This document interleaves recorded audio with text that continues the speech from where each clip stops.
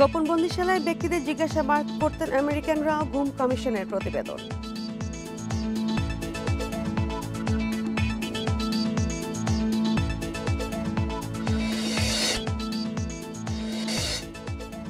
ঢাকা বিশ্ববিদ্যালয়ের টিএসসিতে ককটেল বিস্ফোরণ, প্রতিবাদে বিক্ষোভ, জড়িতদের চিহ্নিতের দাবি।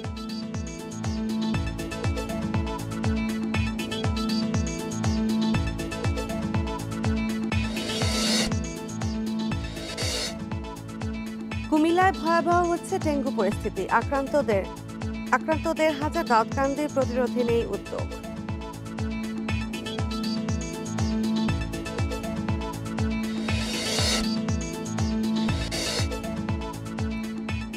ঢাকা মেডিকেল কলেজে আন্দোলন থামেনি, এনবিআর এর সংকট নিয়ে বৈঠক ডেকেছেন উপদেষ্টা।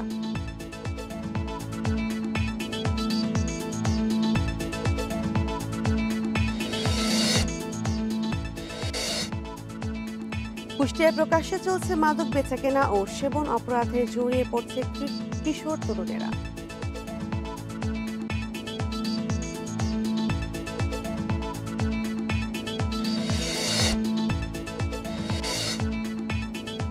মার্কিন হামলা, ইরানের পরমাণু কর্মসূচি ধ্বংস হয়নি, গোয়েন্দা সংস্থার দাবি, প্রত্যাখ্যান হোয়াইট হাউসের।